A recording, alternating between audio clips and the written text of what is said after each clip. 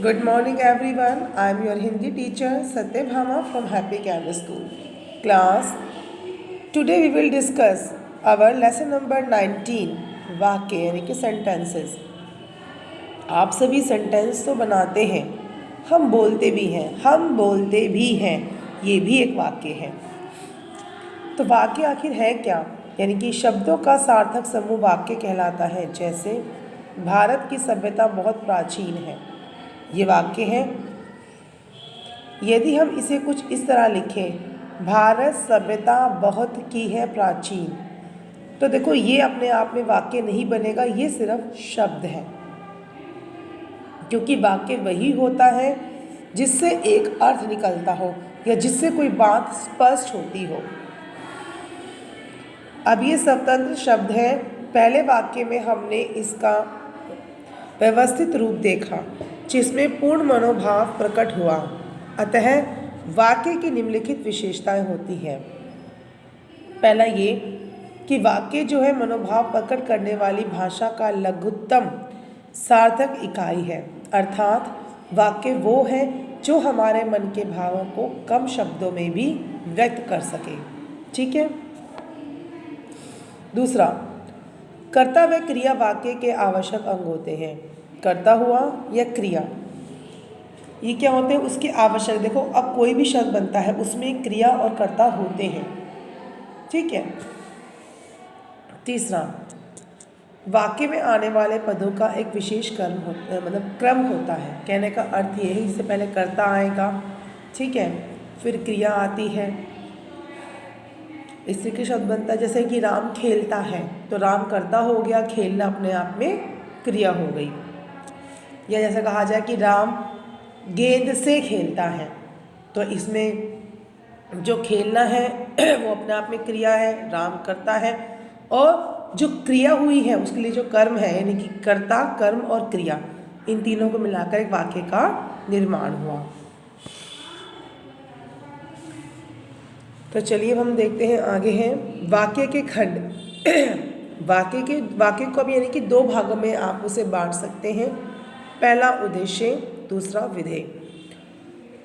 उद्देश्य बच्चों वो होता है चीज़ जो कि कर्ता होता है, जिसके बारे में बात की जा रही हो। जैसे मैंने कहा राम गेंद से खेलता है, तो यहाँ पर जो राम है वो कौन हो गया? कर्ता या उद्देश्य। क्योंकि खेल कौन रहा है? देखो खेलने की बात हो रही है, तो खेल कौन रहा है? राम है ना। तो इसलिए राम जो है उद्देश्य है या कर्ता है, और बाकी जो बचा गेंद से खेलता है वो विधेय हो जाएगा। वाक्य में जिसके विषय में कुछ कहा जाए उसे सूचित करने वाले शब्द को हम उद्देश्य कहते हैं। उद्देश्य की विशेषता बताने वाले शब्द उद्देश्य का विस्तार कहलाते हैं। विधेय, वाक्य में उद्देश्य के विषय में जो भी कहा जाता है उसे विधेय कहते हैं। अब देखो आप यहाँ पर उदाहरण देखिए। उद्देश्य में प्रिया, अब देखिए शब्द है प्रिया पढ़ती है, वाक्य है, शब्द नहीं वाक्य है। प्रिया पढ़ती है, तो इसमें उद्देश्य क्या हो जाएगा? प्रिया। अब पढ़ती कौन है? विधेय। राम ने रावण को मारा, तो राम ने क्या हो गया? उद्देश्य, और रावण को मारा वो क्या हो गया? विधेय। तो इसी तरीके से अब हम आगे बढ़ते हैं इसी क्रम में। उद्देश्य व विधेय के आधार पर वाक्य के निम्नलिखित अंग होते हैं। पहला है कर्ता, कर्म, क्रिया, पूरक और विस्तारक। कर्ता, वाक्य में काम करने वाला कर्ता कहलाता है, यानी कि जो वाक्य में काम करता है उसे हम क्या कहते हैं? कर्ता। जैसे मयंक खाता है, तो मयंक यहाँ पर कर्ता हुआ। उसी तरीके से यदि कर्ता से पूर्व उसकी विशेषता बताने वाले शब्दों का प्रयोग हो तो कर्ता का विस्तार कहलाते हैं। जैसे मेरा भाई मयंक खाता है, यहाँ मयंक कर्ता है और मेरा भाई कर्ता का विस्तार है। जैसे हम कहें पीली कमीज सूख रही है, ठीक है, पीली कमीज, तो देखो जो पीली है ना, पीला शब्द क्या हो जाएगा? वाक्य का वो उद्देश्य का विस्तार हो जाएगा। आप सोचेंगे देखो कमीज भी इसमें उद्देश्य है, क्योंकि बात कमीज की हो रही है। सूख कौन सी? सूख क्या चीज़ रही है? कमीज। तो पीली कमीज, यानी कि जो कमीज है वो से उद्देश्य हो जाएगा, और पीली क्या हो जाएगा? इसमें उद्देश्य का विस्तार, ठीक है, या कर्ता का विस्तार हो जाएगा। कर्म, जिस पर क्रिया के व्यापार का फल पड़े उसे कर्म कहते हैं। जैसे मानसी ने प्रिया को पढ़ाया, तो यहाँ पर प्रिया कर्म, देखिए मानसी ने क्या कर्म करा, पढ़ाया, ठीक है। अब उसने ये कर्म किस चीज़ से किया, किसके लिए किया, प्रिया को पढ़ाया।